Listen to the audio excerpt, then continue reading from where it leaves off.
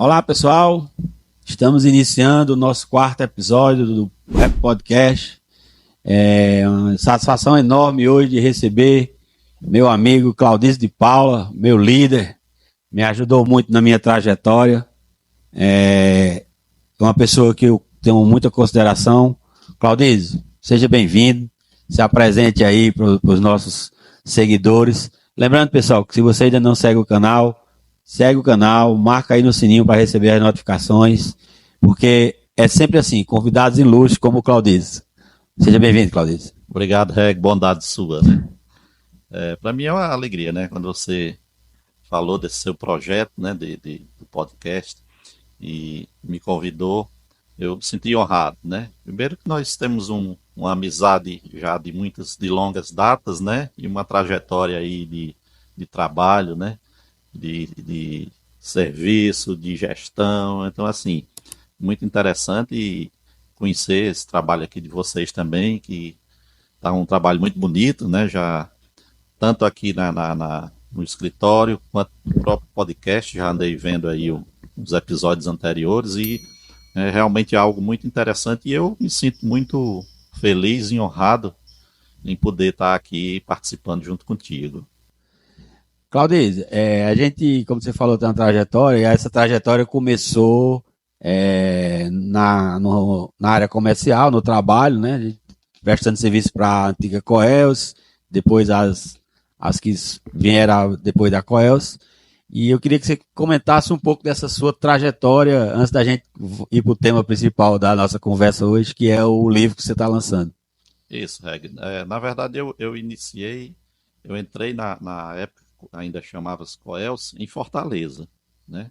Eu comecei prestando serviço à Coels em Fortaleza através de uma empresa chamada Serval. Fiquei uns 3 anos prestando serviço através dessa empresa. E no dia 1º de maio de 1989, eu entrei para o quadro de funcionário da Coels. Na época, entrei para trabalhar na área de recursos humanos, né? Na época chamava setor de pessoal.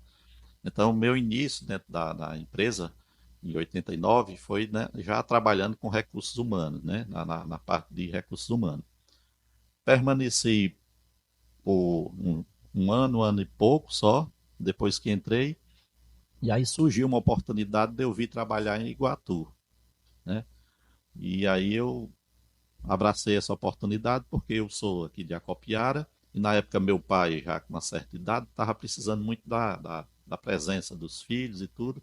Então eu vi que era o momento de retornar aqui para a região. Então eu fui transferido aqui para Iguatu e comecei a trabalhar aqui em Iguatu na parte administrativa. Na época era divisão comercial.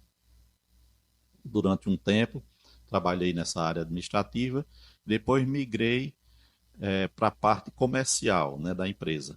E eu fui trabalhar a coordenar a loja de atendimento a clientes, né? E aí onde eu passei a ter o contato mais direto com os clientes e também com a parte comercial. E daí para frente eu fui assumindo outras áreas, divisão administrativa. Em 2000 eu fui transferido para Juazeiro, né? Foi criada uma estrutura em Juazeiro e eu fui morar e trabalhar lá. E nessa época eu fui gestionar a parte de controle da inadimplência, né? Que era na época um desafio muito grande, havia uma inadimplência muito grande e eu fui trabalhar nessa área lá. Ainda em Juazeiro, eu também comecei a trabalhar com a parte de controle de perdas de energia, né? O combate ao furto de energia. Depois essas duas áreas se fundiram, ficou combate à inadimplência e controle de perdas de energia. Fiquei durante um tempo em Juazeiro, coordenando essa parte. Depois fui convidado a retornar a Iguatu, né? Quando eu retornei a Iguatu, eu assumi a parte mesmo propriamente dita comercial, né? Que englobava todas essas áreas, inadimplência, leitura, faturamento. Então, assim, a cesta foi aumentando, né? E eu assumi essa parte. Depois passei a tratar exclusivamente de perdas de energia durante um tempo. E na minha reta final, né, já desse resumo, eu me dediquei à parte de gestão, né, foi feita uma alteração no organograma da empresa. Eu assumi uma área chamada gestão de desempenho. E aí eu passei a atuar como uma espécie também de consultor das demais áreas, né?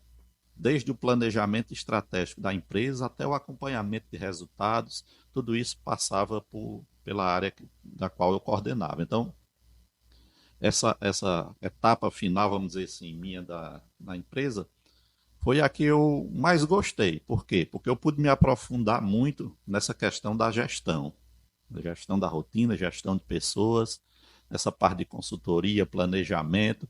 Então, assim, e permaneci durante muito tempo fazendo esse trabalho dentro da empresa, né? Até me aposentar no final de 2021. Claudês, eu queria que você explicasse e comentasse, porque eu vivi isso, mas eu quero que os nossos ouvintes saibam de um projeto que você participou, você foi líder desse projeto, que foi premiado mundialmente nessa área de gestão. Eu gostaria que você explicasse que projeto foi esse, como é que você conseguiu chegar nesse prêmio, porque assim, eu lembro que no meu caso, foi a primeira vez que eu fui trabalhar numa multinacional, né? Com a gestão que vinha de fora, de outros países, que a gente teve que se adaptar, um aprendizado enorme. Eu acho que a experiência que eu tive lá é o que hoje eu consigo transmitir para os meus clientes. Então, eu queria que você falasse um pouco sobre esse prêmio.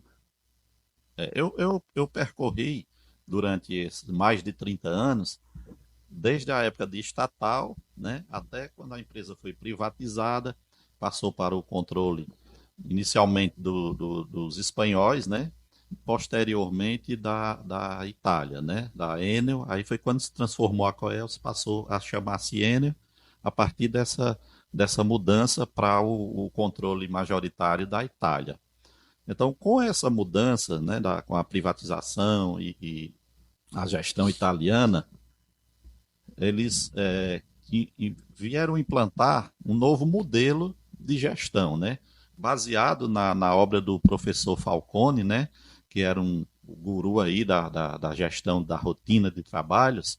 Isso veio desde a época da Toyota, aqueles processos, né, da Toyota que revolucionaram a indústria automobilística, né, da época. Então era um modelo que deu certo e que foi importado, vamos dizer assim. Então, nessa época, você citou aí, todas as áreas da empresa precisavam aderir a esse modelo de gestão, né? É um modelo que ele orientava desde a etapa da definição de visão, de missão, a definição de metas a longo prazo, a médio prazo. Então, toda essa etapa de planejamento e aquele acompanhamento no dia a dia, né, da rotina, com diversas ferramentas que foram, na época, implantadas. Então, cada área da empresa, anualmente, tinha uma auditoria para verificar em que nível essa área estava trabalhando de acordo com aquele modelo, O né, nível de o adesão. nível de adesão que tinha aquele modelo, né? Eu lembro que no começo foi muito difícil, porque era algo muito novo para a gente é acostumado àquela história pagar fogo, né? Tocando a rotina de acordo com as necessidades que vinham surgindo. Então, quando vê esse modelo estruturado, muitas áreas, muitos gestores sentiram dificuldade. Então, era uma mudança muito forte de cultura, né? Então, naquela época, para você ter ideia, a área que eu gestionava, todas as áreas eram medidas, né? A que nível de adesão estava. E no primeiro ano dessa medição, nós não chegamos a 20%. Se eu não me engano, foram 21% só, ou seja, a gente só fazia 21% do que era proposto pelo aquele modelo de gestão. Para você ver o nível de dificuldade que foi, né? Então, no ano seguinte, nós fomos novamente, todos os anos, todas as áreas eram feitas essa medição para ver o nível de adesão. No segundo ano, nós passamos para 49%. Lembrando que tinha que ter as empresas parceiras também nessa adesão, né? Todas as empresas, adesão. Então, assim, o que dificultava mais ainda. Isso. A gente tinha a cada medição de cada passo, né? De cada etapa do processo era medida. aí a parte documental, a parte de controle, de fiscalização. Então, assim, era uma coisa muito, muito grande e difícil, né? Porque a gente não tinha, o brasileiro não tem essa cultura toda de organização a esse nível, né? Então, quando no segundo ano nós chegamos a 49%, eu cheguei, e falei, não vamos conseguir passar disso, não. Muito difícil implantar isso no dia a dia. Aí eu coloquei como um propósito, né? Eu digo, nós vamos aqui na nossa região Centro-Sul, nós vamos chegar nesse negócio. Reunimos a equipe, lançamos o desafio e começamos a seguir item por item, ver o que estava faltando. E aí foi suor, implantando e plantando. No terceiro ano, nós chegamos a 80, quase foi 79 ou foi 80%. Já foi um salto gigante, né? De 40 para 80. Então isso já chamou a atenção do grupo. Porque a média de todas as áreas, a Enel está presente no mundo todo, né? E quando eu falo dessa medição, ela acontecia a nível do mundo, né? Então, assim, o máximo que naquela época as diversas áreas conseguiam chegar a esse nível de adesão era na faixa de 60, 65, 70%. Então, quando nós chegamos a superar 80%, já chamou a atenção do mundo, vamos dizer assim, né? Do mundo Do mundo Enel, né? mundo Enel, né? O mundo Enel energético. Então, quando a gente chegou a esses 80%, pô, como assim, pessoal? Lá, nós aqui em Madrid, em Roma, Rio de Janeiro, a gente não consegue, e lá no interior do Ceará tem uma turma lá que chegou a esse nível, né, de 80% de adesão a um modelo que realmente na época era um desafio. Então isso já, os olhares já se voltaram para a gente. Só lembrando que essas auditorias era nível de auditoria ISO, né? Era... Sim, disso. Era auditoria independente, né? Tanto da parte de segurança, meio ambiente, como da parte de gestão administrativa propriamente dita, né? Então, isso abrangia todas as áreas da organização, todos os níveis. Você tinha que estar de acordo em todos os aspectos. Se você negligenciasse ali na segurança, você já fundava a sua pontuação. Então, para você chegar a esse nível, você estava já 80% já era considerado um nível de excelência mundial. Pois bem, para o ano seguinte, nós refizemos nosso desafio interno. Nós vamos passar da casa dos 90. Na época parecia uma coisa impossível, né? E com o resultado de 80, a equipe se animou, né? E nós começamos, vendo naquele ponto que ainda estava falho, e fomos fazendo. Quando teve a medição seguinte, nós chegamos a 99%. Aí foi espanto geral. E a partir desse resultado de 99%, aí eu comecei a ser convidado a falar, né? Replicar o que esses matutos do interior do Ceará fizeram para chegar a esse nível, né, de desempenho. E aí eu andei em vários lugares, né, dando palestra. O nome da palestra, eu não me lembro, era 99 não é 100. Porque ainda tinha 1%, né? Ainda faltava 1%. Então, assim, eu fui na matriz, estive no Rio de Janeiro, dando palestras, mostrando como era a nossa rotina, como a gente chegou a esse nível, porque as pessoas não acreditavam que área alguma pudesse chegar a esse nível, né? Então nós chegamos ao topo. Mas faltava 1%, né? E aí eu lancei novo desafio para a equipe. E, por incrível que pareça, na medição do ano seguinte, nós chegamos aos 100%. Então, e aí foi espanto, teve eventos, nós recebemos muita homenagem, muita coisa. O reconhecimento, né, principalmente, em relação a isso, e passamos a ser o modelo a ser seguido no mundo, né? Então, assim, do Ceará para o mundo. Ceará para o mundo, né? Então foi uma época assim que foi um desafio para mim, foi um desafio muito pessoal, e hoje eu me sinto muito realizado.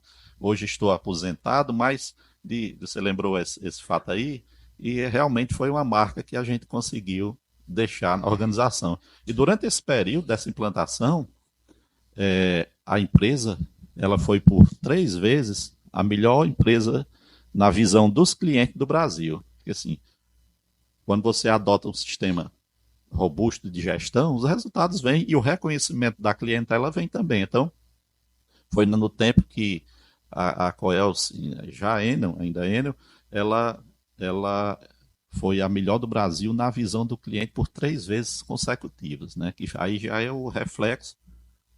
Quando a gente chegou a 100%, as outras áreas também começaram a evoluir. Então foi assim a época em que a empresa foi mais bem vista, né?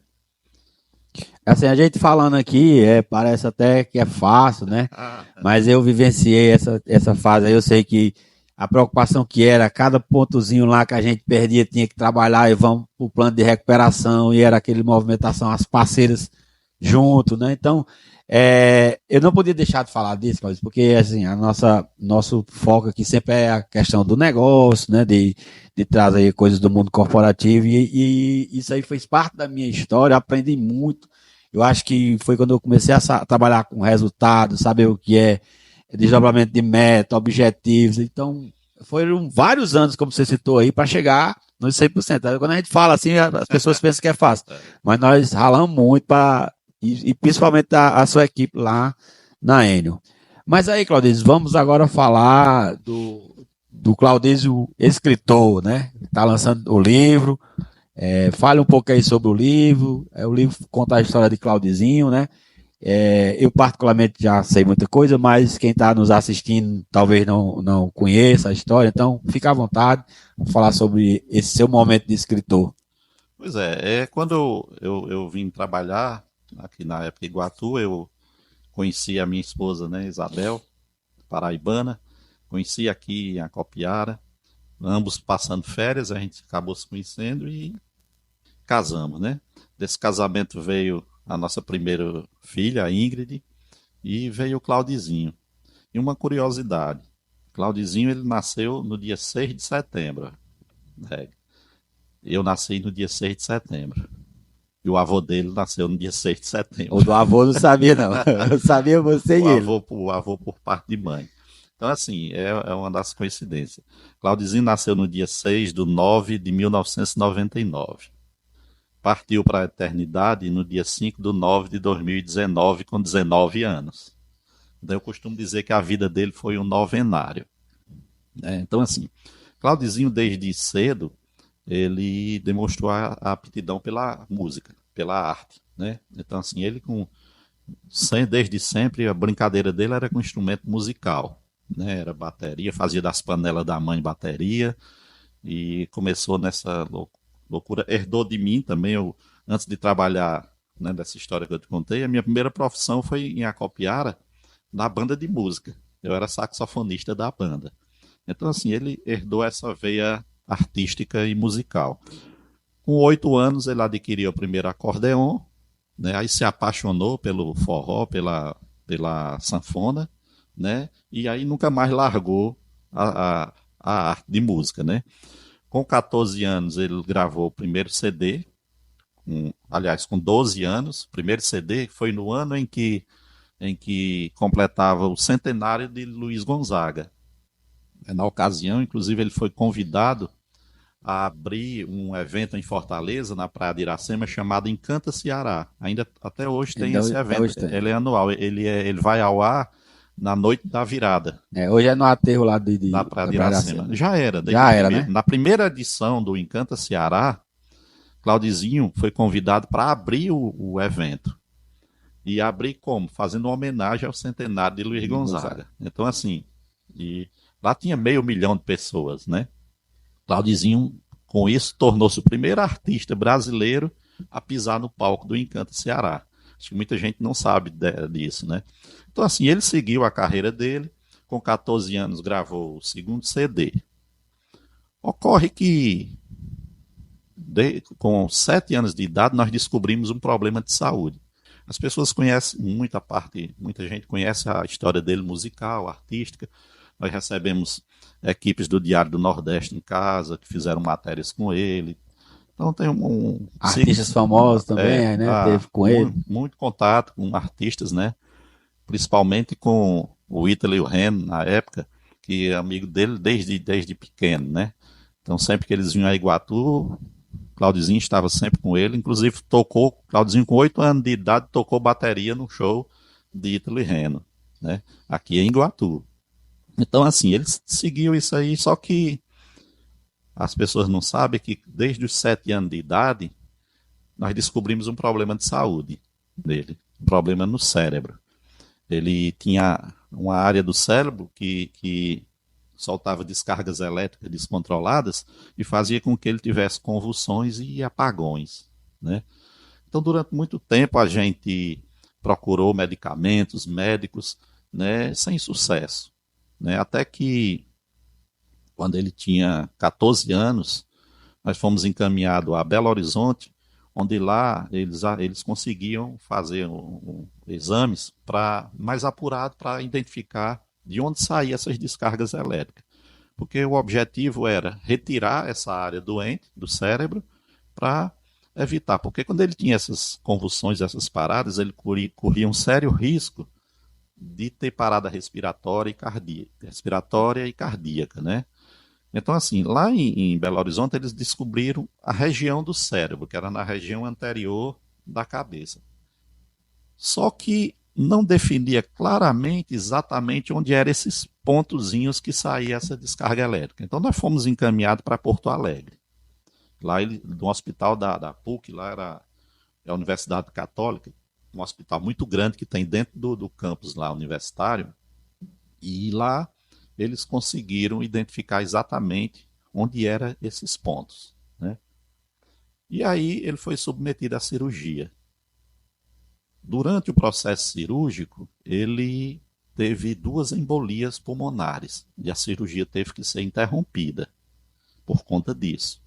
E ele foi tirado, foi levado para a UTI, e na UTI, como ele era menor, Isabel e eu poderíamos acompanhá-lo lá, né, ficar com ele lá dentro da UTI. Então eu já havia ficado uma noite inteira com ele. No dia seguinte, a UTI ela fica no 5º andar do hospital e a gente estava num quarto no 10º andar. Então Isabel veio ficar com ele e eu fui para o quarto descansar um pouco, já que eu havia passado a noite lá. Poucos minutos depois que eu estava no quarto, Isabel chegou aos prantos no quarto, né? Dizendo que ele tinha piorado, tinha tido mais uma terceira embolia, né? E o estado dele era extremamente grave. Ela me disse isso e, ao mesmo tempo, já foi passando mal, já foi socorrida lá pelos enfermeiros, médicos, e eu desci correndo para a UTI, né? Para o 5º andar. Quando eu cheguei lá, a cena que eu encontrei foi Claudizinho já deitado numa cama, aquele equipamento de choque, né, que chama de ressuscitação já encostado. A essa altura, no monitor lá que media pressão arterial, batimento cardíaco e tudo mais, eu já sabia reconhecer, por estar acompanhando na UTI, eu já sabia. Quando eu olhei para o monitor, eu não vi nada mais, né? Batimento, nada, enfim. Eu vi meu filho sem vida. Alguém lá naquele instante gritou, é o pai dele, tira o pai dele, não deixa o pai dele vê-lo nessa situação, né? Me tiraram, botaram numa salinha lá ao lado e eu fiquei nessa sala lá e vejo o cenário. Eu trancado numa sala, Isabel sendo socorrida No 5º andar. no 10º Ou no andar. 10º andar. E do outro lado da parede, no meu coração, meu filho sem vida. Então esse foi o cenário que eu me encontrei lá.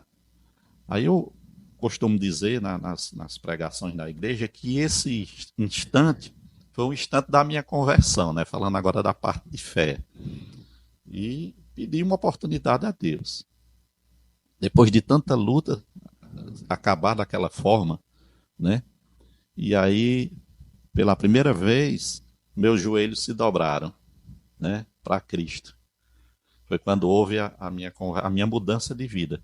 Pedi a Deus uma oportunidade e, assim, depois de uns 15 a 20 minutos, tem como eu precisar, eu me lembro até que na época, nesse dia, eu mandei mensagem para vários grupos de WhatsApp pedindo oração. E eu confesso a você que eu não me lembro de ter feito isso. Não me lembro de jeito nenhum, mas eu só vim ver isso depois quando eu cheguei aqui. Na própria Coelce, Os meninos receberam essa mensagem, imediatamente foram para o auditório. Eu recebi. Pois é. Nos grupos. Se reuniram e começaram a rezar no auditório. Eu fiquei sabendo disso depois. Eu recebi. Assim, a gente tinha muito grupo naquela época, né? Era grupo das perdas, grupo da corte a ligação, e saiu em todos os grupos. Justamente. Então, essa corrente de oração aconteceu quando eu dobrei meus joelhos lá.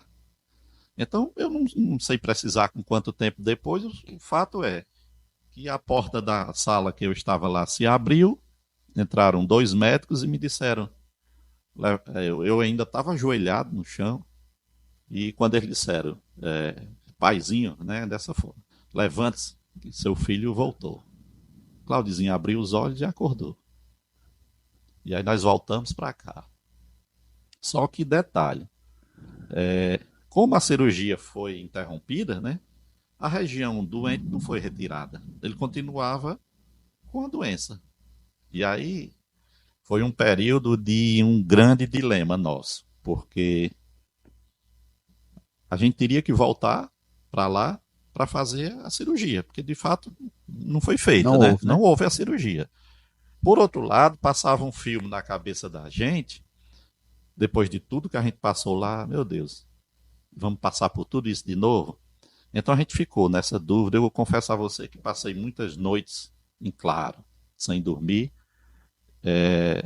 pedindo uma luz divina que me dissesse, né, se a gente deveria ir ou não.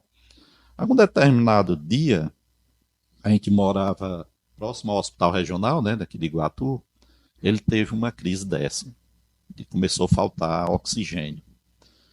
Por sorte ou providência, a gente morava perto do hospital, deu tempo de correr com ele para o hospital, e ele foi socorrido, colocado num balão de oxigênio, e foi mais uma noite que eu passei com ele. Foram inúmeras as noites, né, de hospitais. Então a gente teve praticamente uma década só de hospital, de médico e tal. Nessa noite lá ele se recuperou, né, foi socorrido, graças a Deus, a tempo, se recuperou. E nessa noite nós tomamos a decisão de ir a Juazeiro, porque o médico dele, neurologista, é em Juazeiro, né, para ouvir o médico. Tá? Eu queria uma opinião dele para ele dizer, olha, vocês realmente precisam voltar ou não, né? Como é para a gente tomar uma decisão. Nós chegamos lá em Juazeiro numa segunda-feira. Um dia comum, chegamos de manhã e o médico só ia poder nos atender à tarde. Isabel, então, aproveitou essa manhã livre e foi andar lá pelo centro, pelo comércio. Claudizinho me chamou para ir ao Horto, Padre Cícero. Pá, já que não temos nada para fazer, me leve lá no Horto. Aí fui. Nessa segunda-feira de manhã no Horto, não era época de romaria, nada disso, não tinha praticamente ninguém, mas estava aberto lá, né? Quem conhece lá, tem o museu, né, do Padre Cícero Centro, e lá na saída tem uma capela onde tem o Santíssimo. Quando nós chegamos nessa capela, Claudizinho me pediu para eu sair. Disse, pai, me deixe só aqui com Jesus. Eu atendi, ele se ajoelhou, tirei uma foto dele e saí. Fiquei aguardando ele lá fora. Um tempo depois ele saiu com aquele sorriso, né, que você conhece, de alegria. Pai, tá decidido. Ele, como assim? Tá decidido. Nós só vamos para o médico à tarde. Como é que isso está decidido? Disse, não, está decidido. Entre eu e Jesus, está decidido. Então ele falou a maneira que ele saiu ali daquela oração dele, já me fortaleceu. Naquela hora já estava decidido mesmo. Independente do que o médico dissesse, nós iríamos voltar. Fomos ao médico à tarde e o médico realmente confirmou, não, vocês devem ir. E assim nós fizemos, né? Retornamos a Porto Alegre. Dessa vez a cirurgia foi feita, foi retirada, né, a região doente, ele ficou com algumas sequelas. Assim, as pessoas não sabem. Teve que ser aberto 2 vezes a caixa craniana dele. Então ela nunca mais fechou. Quem via ele nos palcos tocando, sorrindo, jamais imaginou que ali era só a pele. Aqui atrás era como se fosse pega aí um coco, né? Que você quebra a banda, era só colocado e o couro por cima. Então a parte óssea era solta. E ele sentia dores diárias. E uma outra sequela que ele ficou dessa cirurgia foi na questão da visão. Imagine aí você olhando por um cano, um cano. Você só vê aqui na frente, né? Então ele perdeu toda a visão lateral, ele só enxergava para frente. As pessoas também não sabiam disso. Uma vez, inclusive, ele andando aqui no centro de Iguatu, ele com dois amigos, ele por não enxergar lateralmente, ele fez um movimento lá e bateu a cabeça numa caixa de medição, com medidor no poste, e desmaiou. Foi socorrido pelos amigos. Outro fato interessante com relação a isso é, como ele não tinha a visão lateral, se você desse a mão a ele para cumprimentar de lado ou aqui abaixo, ele não via sua mão.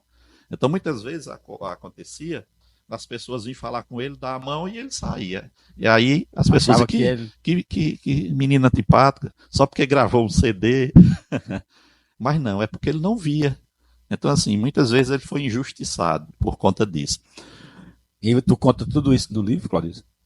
Eu tô fazendo aqui um resumo Um da história, né, do livro. Exatamente. É lógico que assim, eu conto, a gente foi a Porto Alegre, mas nesse intervalo ocorreram tantas coisas e os detalhes estão nesse livro, né? Então, assim, eu estou contando o cerne da história, mas depois eu vou falar, o tempo der aqui, um pouco mais da ideia do livro. Fica à vontade. Então, assim, a gente voltou, né? Ele fez esse exame, e aí, só que ele voltou diferente. Voltou diferente, eu acho que aquela conversa dele com Cristo foi além da cirurgia, sabe? E ele voltou, se engajou na igreja católica, fez um encontro de jovens com Cristo. Foi ele que nos levou para a igreja. Aí nós fizemos um encontro de casais com Cristo. Eu sei que em pouco tempo a gente já estava da equipe que dirigia o encontro de jovens e passamos a dar palestras contando essa história, né, do que ocorreu em Porto Alegre, dele acordar e da gente ter recebido uma nova chance e de nossa vida, né? Então nós passamos a dar palestra nos encontros, nas igrejas, fomos convidados para outras cidades e virou a nossa missão, né? Evangelizar as pessoas, sobretudo os jovens. A gente contava a história dele, no final ele entrava no auditório tocando acordeon e dava o testemunho, né? Do amor de Deus na vida dele. Então, assim, e eu costumo dizer que foi a melhor etapa da nossa vida, né? Foi quando nós colocamos Jesus como o centro da nossa vida. E nunca mais parou, né? Tudo ia bem. Claudizinho era um menino que, assim, e até hoje está ficando uma coisa rara, mas Claudizinho não ia dormir sem pedir a bênção e sem declarar o amor dele por nós, todos os dias. Se Claudizinho cruzasse por mim em casa 10 vezes, ele me dava 10 abraços. E no dia 8 tudo ia bem, as palestras evangelizando. E no dia 8 de maio de 2019, como ele sempre fazia, pediu a bênção, declarou o amor dele e foi dormir. E quando acordou, estava no colo de Deus. Ele partiu, né, como os anjos dormindo, e foi para a eternidade. Mas deixou o legado, né? Deixou o legado, para você ter ideia, as pessoas, 30 dias após isso, nós já retomamos as palestras. Parece uma coisa inacreditável. Eu mesmo jamais imaginei que eu teria forças para fazer isso. Mas, inacreditavelmente, mas sabendo o porquê, né? A força divina, a gente deu continuidade a isso. E estamos até hoje. Então, a gente continua essas palestras sem ele. Mas aí faltava algo, né? Porque assim, o Dom Edson de Castro Homem, que é o bispo emérito de Iguatu, o antecessor do Dom Geraldo, ele foi um grande incentivador para escrever esse livro.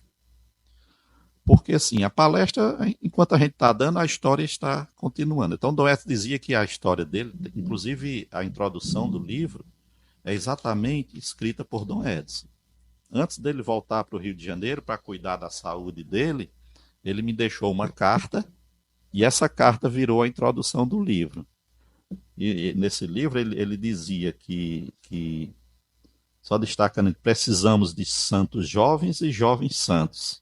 disseram os últimos papas, que se vistam de jeans e calçem tênis, pois não se diferenciam dos outros pela roupa, mas pelos costumes.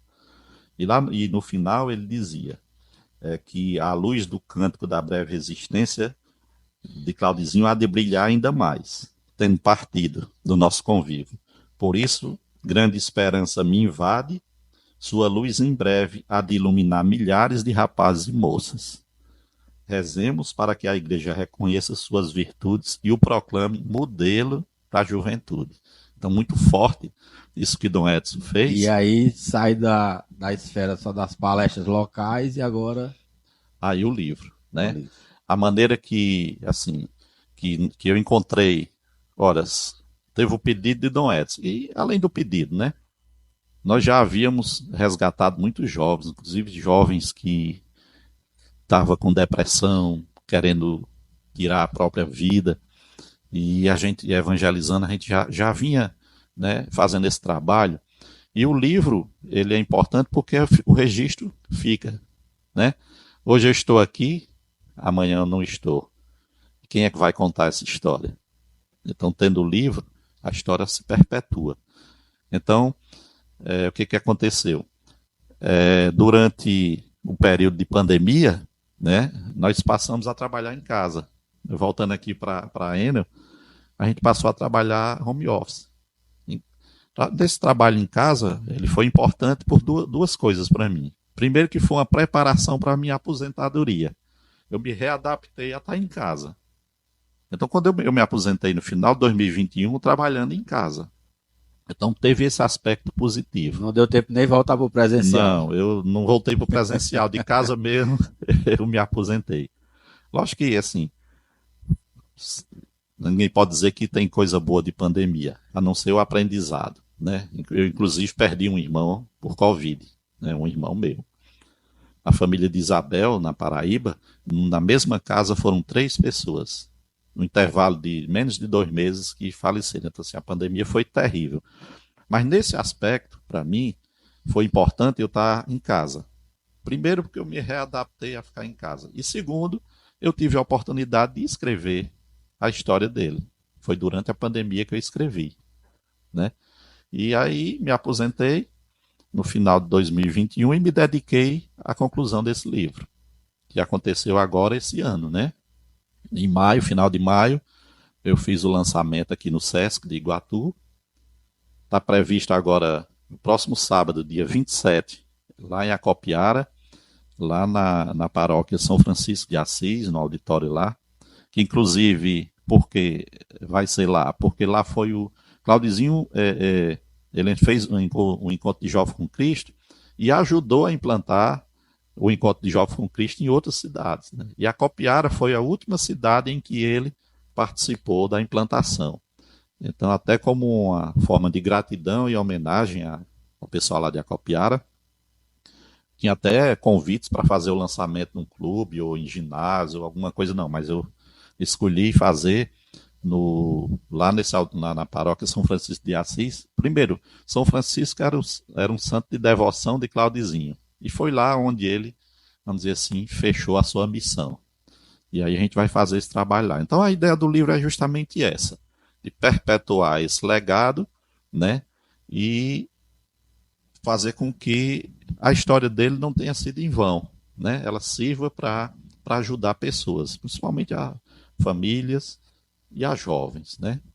Claudizinho, eu sei que tem várias passagens de Claudizinho que deve estar nesse livro e tal, mas tem uma que eu conheço e que eu não esqueço, que é quando ele fez um show e pegou o cachê e foi doar para uma instituição aqui. Eu queria que você contasse essa história, porque eu sei da história, mas eu queria que você compartilhasse com quem está nos ouvindo, que está nos assistindo agora. Claudizinho viveu a caridade, né?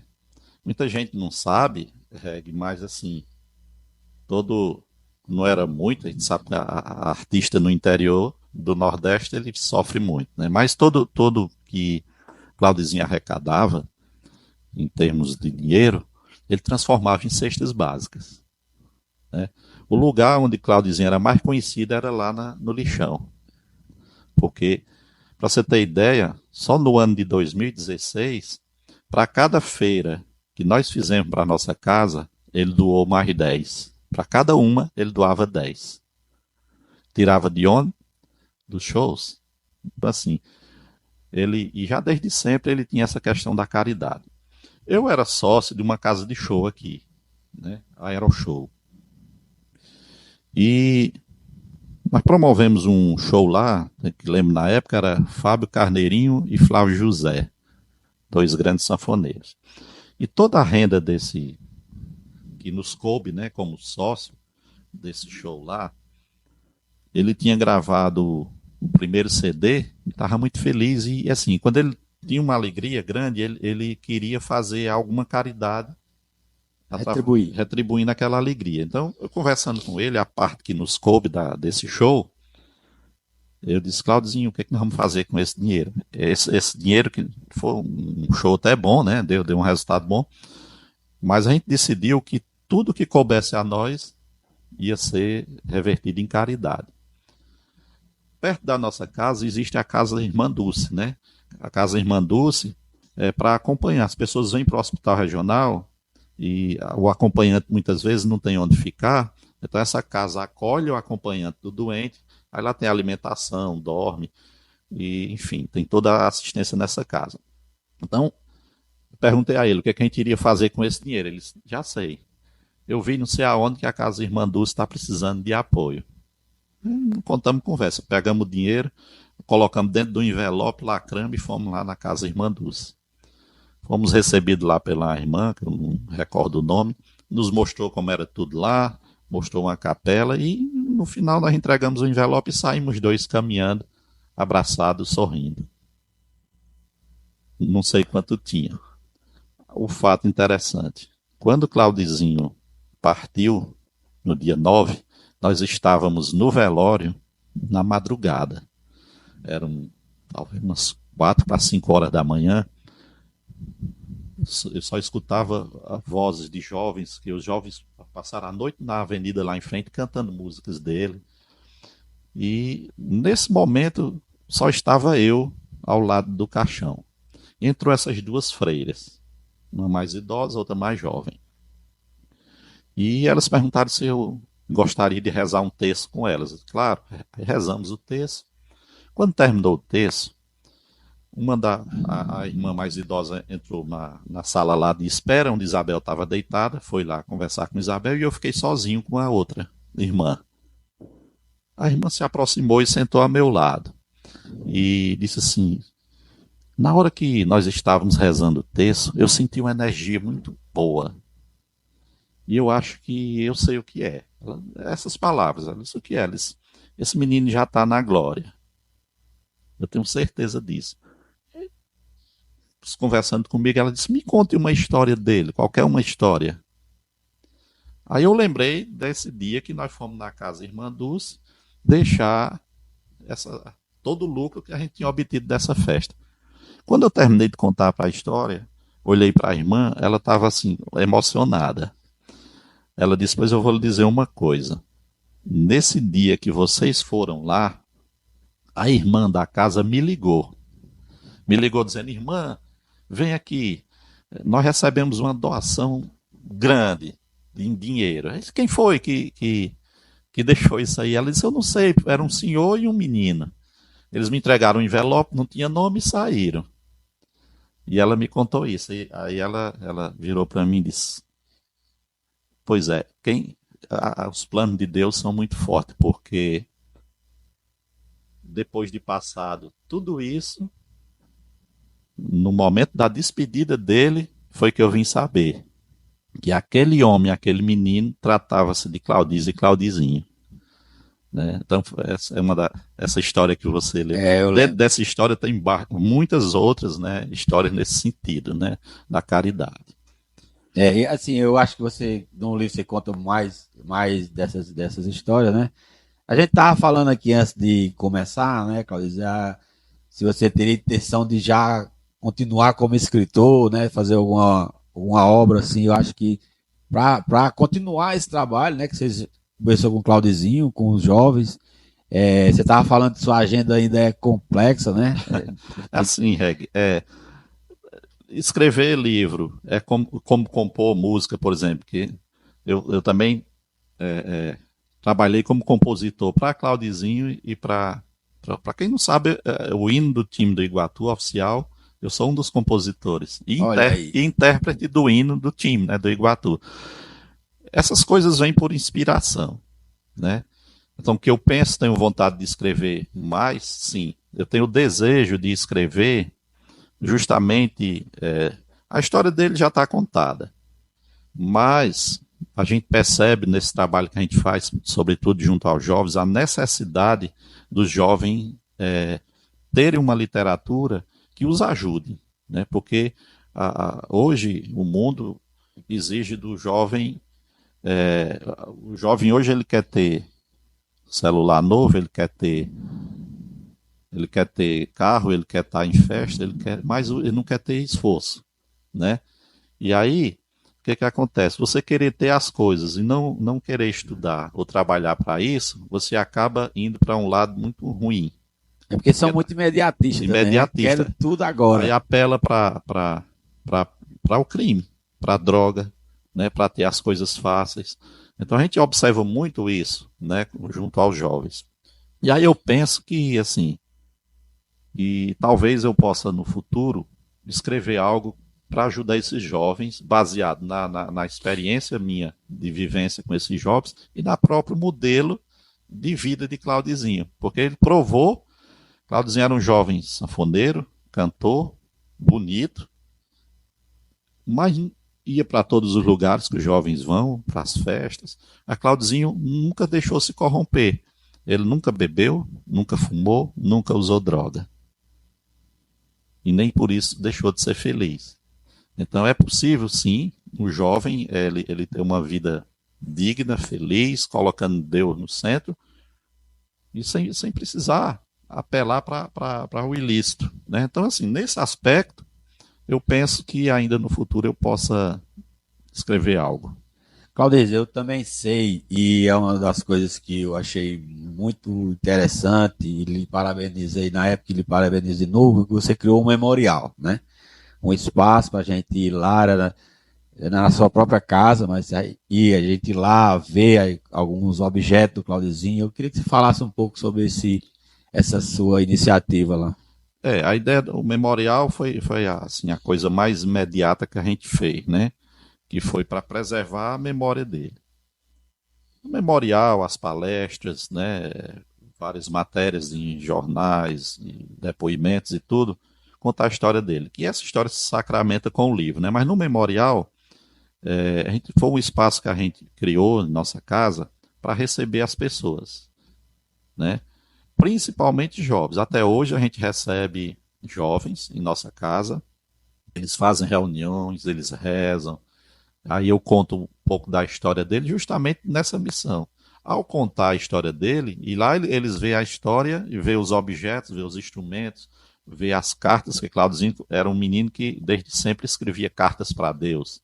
Então, através da história dele, a gente recebe as pessoas no memorial, conta essa história deles, e de algum modo a gente vai sensibilizando esses jovens. Já recebi jovens lá em estado de depressão, desesperados, sem saber o que fazer, e sair aliviado e mudado de vida, né? Só em ouvir a história dele, a pessoa, poxa vida, eu tenho saúde, eu tenho pai, eu tenho mãe, eu posso estudar, eu posso trabalhar, nada de mim me impede, e eu não quero, vivo nessa tristeza sem fim, enquanto que Claudizinho, com todas as dores que ele sentia, todos os problemas, nunca deixou de sorrir, nunca deixou de acreditar. Então, o memorial é um local onde as pessoas vêm para refletir, né? E muitas vezes as pessoas não querem nem ouvir nada, só em estar lá e ver a história dele e a gente ouvir o drama daquela pessoa, a pessoa já se sente aliviada. Então o intuito do memorial foi esse. E esse memorial ele vai para João Pessoa? Para quem não sabe, Claudio já falou que ele está aposentado, né? E agora ele está pensando em deixar o nosso querido Iguatu aqui no Ceará para ir para João Pessoa, na Paraíba. Vamos lançar a rede em mares mais profundos, né? Assim, a gente programa muitas vezes as coisas, Deus faz programa diferente. Não que seja feita à vontade dele. Ingrid, a nossa filha, ela, durante essa história que eu contei, né, de luta lá em Porto Alegre, de Claudizinho, tudo, ela nunca pôde estar presente por conta dos estudos. Ela, desde nova, desde cedo, ela começou a estudar em Fortaleza, depois foi estudar em Patos, na Paraíba, e ela sempre a ausência. Até no livro aqui, eu fiz a dedicatória para ela, porque eu vou até ler rapidinho, assim, ó. Dedico este livro à minha filha amada, Ingrid Alencar de Paula, que travou uma luta silenciosa e solitária, angustiosamente potencializada pela distância. Enquanto seu amado irmão lutava pela vida, ela lutava contra seus medos, incertezas e saudades. Então, provavelmente, ela sofreu muito, né, pela distância. E ela terminou a odontologia, né, tá trabalhando, se especializou também na parte de harmonização facial. E essa semana, há 15 dias atrás, ela nos surpreendeu, né, fez tudo em silêncio, com a notícia de que foi aprovada e que iria cursar medicina, que era o grande sonho da vida dela. No curso de medicina, você sabe que tem aula de manhã, à tarde, então assim, né, é difícil conciliar trabalho e curso, né, de medicina. Então, por conta disso, ela vai precisar do nosso apoio lá, né? Como eu me aposentei, cumpri as metas traçadas na empresa, né, toda essa história que a gente conversou na empresa, cumpri a outra missão de deixar aqui a história. Você vê como foi providencial o livro, né? Se tivesse resumido a história só nas palestras, ia parar, não é? Mas aí o livro é justamente por isso. O livro fica, a história fica. As pessoas vão, eu vou, mas a história vai ficar. Então agora não tem mais justificativa para a Ingrid da gente não ir, né? Eu já estou aposentado, cumprimos as missões aqui, na empresa, na igreja, na família, com os amigos, e agora nós não vamos parar, né? Uma das promessas que eu fiz a Claudizinho é que enquanto vida eu tiver, o legado dele eu vou continuar. Continuar como? Contando essa história onde eu tiver e trabalhando na caridade, né? Nós criamos no ano passado, junto com o Padre Wallace, a Pastoral da Caridade na Sé Catedral de São José. E desde então, toda quarta-feira, a gente dá assistência aos moradores de rua. Nós começamos com 20, hoje já são 70, em que a gente alimenta. E todo o lucro da venda desse livro não podia ser diferente. Claudizinho, o que obtinha de lucro cantando, era para os pobres. E todo o lucro desse livro vai para a caridade. Ou aqui, ou em João Pessoa, onde Deus quiser. Então, hoje, o lucro desse livro já está alimentando moradores de rua. Então, Claudio, pegando o gancho aí, onde é que as pessoas conseguem comprar esse livro? Como é que faz para adquirir? Aqui em Iguatu, diretamente a gente faz a entrega. É só chamar pelo WhatsApp, vou até dar o número aqui, 999220040, que é no meu WhatsApp. Sendo aqui de Iguatu, a gente vai deixar onde a pessoa quiser. Não estamos conseguindo ainda mandar o livro para outras localidades, porque o frete, né, é mais caro que o livro. Então não compensa, né? Então em Iguatu a gente faz a entrega. E também tem outra opção de venda. Na Catedral de São José, você pode ir lá durante as missas. Quando você entra do lado direito, tem a mesa lá, que é a mesa do pessoal do dízimo.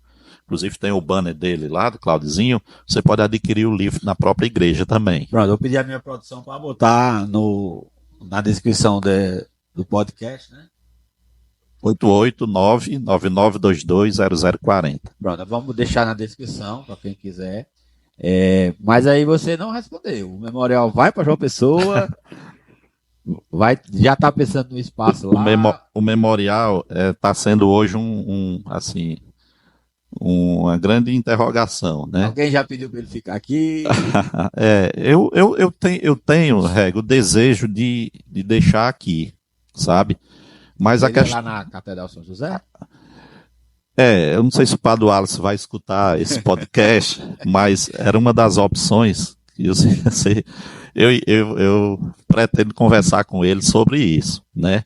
Ixi, eu tô me antecipando. Você se antecipou, você está lendo meu pensamento, né?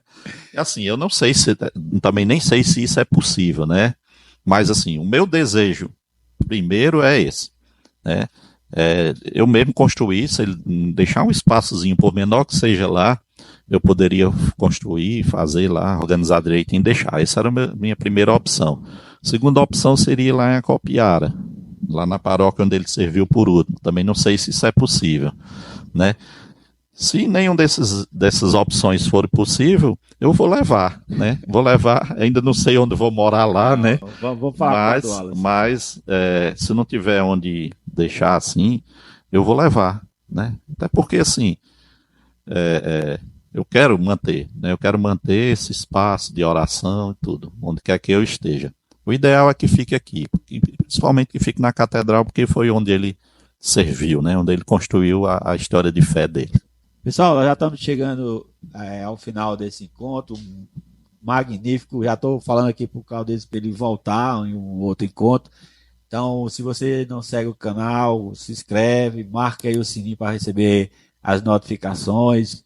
Conhece algum jovem, alguém que precisa escutar essas palavras de Claudêncio, encaminhe, compartilhe. Porque essa aqui é a nossa missão nesse podcast, é que ele sirva de uma literatura que você possa assistir e voltar, passar para quem precisa. Então, assim, Claudício, a gente já está chegando nos finalmente, qual é a mensagem que você deixa e o que é que você quer deixar agora para os ouvintes como o seu encerramento? Fica à vontade aí. Tá bom. Bom, primeiro que me siga nas redes sociais, né? Há um canal no YouTube chamado Anjo da Sanfona. Tem também no Facebook um grupo privado também chamado Anjo da Sanfona, onde lá você vai ver muitas histórias dele. Eu faço publicações também diárias de vídeos. Então, assim, siga aí. Nós vamos deixar todas as suas redes sociais. Coloca nas redes sociais para acompanhar. E outra coisa, Reg, durante o lançamento do livro aqui no Sesc, você sabe que eu não sou iguatuense, eu sou de Acopiara. Mas os meus filhos são iguatuenses. Claudizinho era iguatuense. E no dia do lançamento do livro, eu fui surpreendido. O Breno Teixeira, que era vereador, me entregou o título de cidadão iguatuense. Então, o que eu queria deixar nesse momento aqui, já que eu não sei quando é que eu vou para me mudar, né? Vou partir de Iguatu. Pode demorar, mas também pode ser logo. Queria deixar aqui a minha mensagem de gratidão a essa cidade, a esse lugar, a essas pessoas que me acolheram. Aqui eu construí minha carreira, aqui eu casei. Então Iguatu me deu tudo, né? E coincidência ou não, no ano que eu devo estar partindo, eu recebi esse título de cidadão. Então o que eu queria deixar no final disso tudo é a minha gratidão a Iguatu, às pessoas que nos acolheram, né? E que a gente possa sempre, possível, estar por aqui. E a mensagem que eu deixo para os jovens é a que Claudizinho deixava. Primeira coisa que ele dizia: honrem seus pais. E segundo, não tenham medo, tenham fé. E é isso que eu desejo a todos. Claudêncio, muito obrigado. Eu acho que foi um dos melhores podcasts que a gente já gravou aqui. E a você que nos segue, até o próximo episódio. Forte abraço.